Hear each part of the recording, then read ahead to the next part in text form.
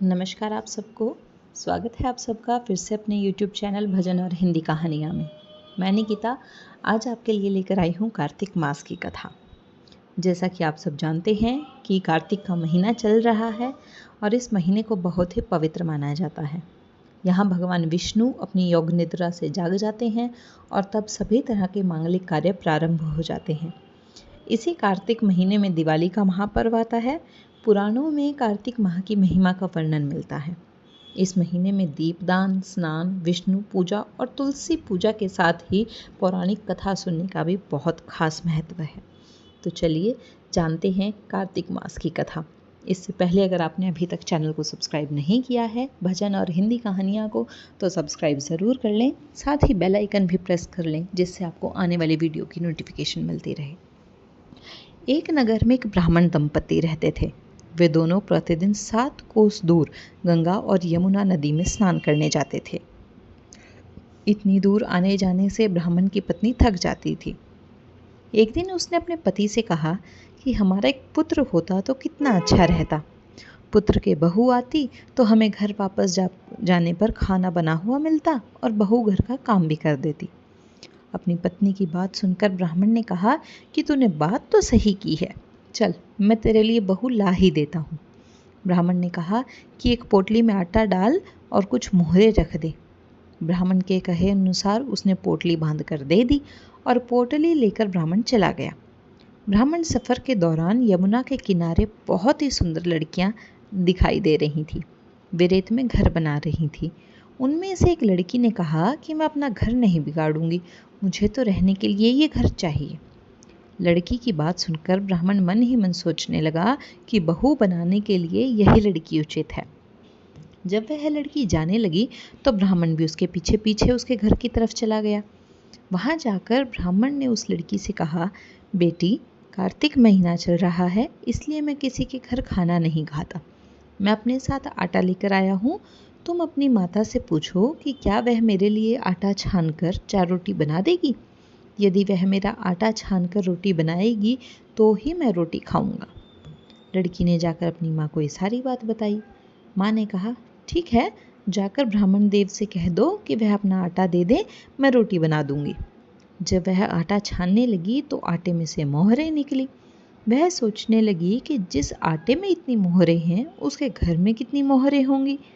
जब ब्राह्मण खाना खाने बैठा तो लड़की की माँ ने उस ब्राह्मण से पूछा, क्या आपका कोई लड़का है और क्या आप उस लड़के की सगाई करने जा रहे हो।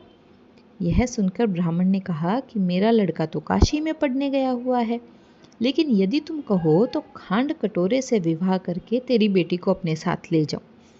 लड़की की माँ ने कहा कि ठीक है ब्राह्मण देव। इस पर लड़की की माँ ने लड़की की खांड कटोरे से शादी करके ब्राह्मण के साथ भेज दिया। ब्राह्मण ने घर आकर कहा, रामू की माँ, दरवाज़ा खोलकर देख, मैं तेरे लिए बहू लेकर आया हूँ। अब ब्राह्मण की पत्नी भीतर से ही बोली, हमारे तो कोई बेटा बेटी नहीं है, तो बहू कहाँ से ले आए। दुनिया ताने मारती थी, अब आप भी मारने लगे। ब्राह्मण ने कहा, तो दरवाज़ा तो खोल। जब ब्राह्मणी ने दरवाज़ा खोला तो सामने बहू देखी। उसने बहू का स्वागत किया और आदर सत्कार के साथ अंदर ले गई। अब जब ब्राह्मण अपनी पत्नी के साथ नदी स्नान करने जाता तो पीछे से बहू घर का सारा काम करके और खाना बनाकर रख देती। वह उनके कपड़े भी धोती, रात को हाथ पैर भी दबाती। इस तरह से बहुत दिन बीत गए। ब्राह्मणी ने अपनी बहू से कहा कि बहू, कभी भी चूल्हे की आग बुझने मत देना और मटके का पानी खत्म मत होने देना। लेकिन एक दिन चूल्हे की आग बुझ गई। यह देखकर बहू घबरा गई और भागी भागी अपनी पड़ोसिन के पास गई और कहा कि मेरे चूल्हे की आग बुझ गई है, मुझे थोड़ी आग चाहिए। मेरे सास ससुर सुबह 5 बजे से गए हुए हैं, वे थके हुए घर आएंगे, इसलिए मुझे उनके लिए खाना बनाना है। यह सुनकर पड़ोसन ने कहा कि तू तो बावली है, ये दोनों मिलकर तुझे पागल बना रहे हैं। इनके कोई बेटा नहीं, ये निसंतान हैं।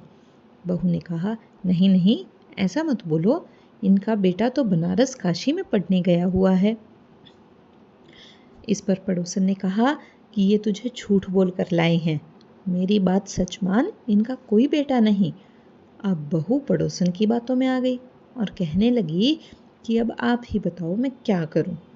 पड़ोसन ने कहा कि करना क्या है, जब तुम्हारे सास ससुर आए तो जली हुई रोटियां बना कर देना और बिना नमक की दाल बना कर देना।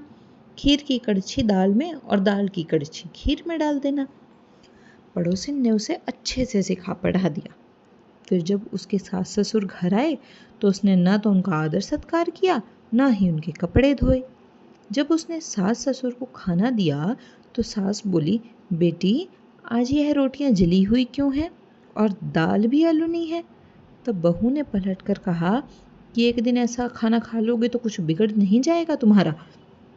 सास ससुर को खरी खोटी सुनाकर वह फिर से पड़ोसन के पास गई और बोली, अब आगे क्या करना है।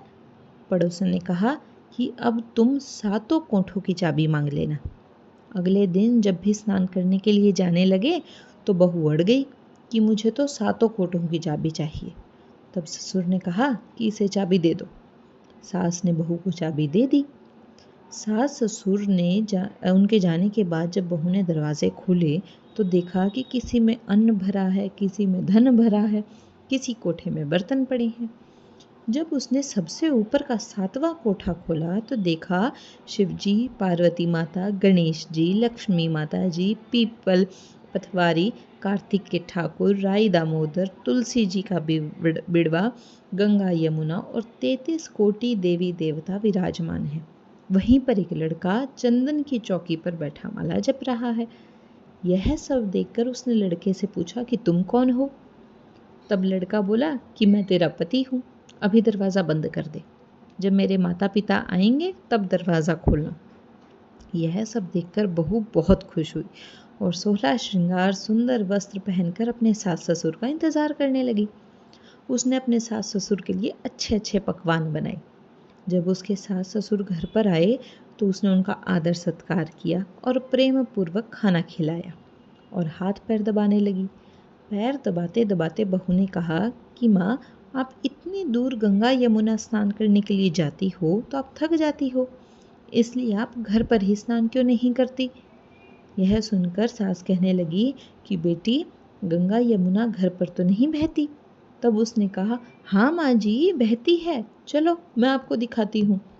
जब बहू ने 7वां कोठा खोलकर दिखाया तो उसमें शिव जी, पार्वती जी, गणेश जी, लक्ष्मी, पीपल पथवारी, कार्तिक के ठाकुर, राई दामोदर, तुलसी जी का बिड़वा, गंगा यमुना बह रही हैं और 33 कोटि देवी देवता विराजमान हैं। वही चौकी पर एक लड़का बैठा माला जप रहा था। माँ ने उसे देखकर कहा कि बेटा तू कौन है। लड़का बोला, माँ मैं तेरा बेटा हूँ। तब ब्राह्मणी ने पूछा कि तू कहाँ से आया। लड़के ने जवाब दिया कि मुझे कार्तिक जी ने भेजा है। माँ ने कहा, बेटा यह संसार कैसे मानेगा कि तू मेरा बेटा है। माँ ने कुछ विद्वान पंडितों की मदद ली। पंडितों ने कहा, इस पार बहू बेटा खड़े हो जाए और उस पार माँ खड़ी हो जाए। माँ ने चमड़े की अंगिया पहनी हो और छाती में से दूध की धार निकलकर बेटे की दाढ़ी मूछ भीगे और पवन पानी से गठजोड़ा बंधे, तब मानेंगे यह इस माँ का ही बेटा है। उसने ऐसा ही किया। चमड़े की अंगिया फट गई और छाती में से दूध की धार निकलकर बेटे की दाढ़ी मूछ भीग गई। पवन पानी से बहू बेटे का गठजोड़ा बन गया। यह सब देखकर ब्राह्मण और उसकी पत्नी की खुशी का ठिकाना न रहा। तो यह थी कार्तिक मास की कथा। हे कार्तिक के ठाकुर, जैसे ब्राह्मण ब्राह्मणी को बेटा बहू दिया वैसे सबको देना। कार्तिक मास की कथा कहने, सुनने और हुंकारा भरने वाले सब पर कृपा करना। ऐसी और कहानियाँ सुनने के लिए हमारे चैनल भजन और हिंदी कहानियाँ को सब्सक्राइब करना ना भूलें। साथ ही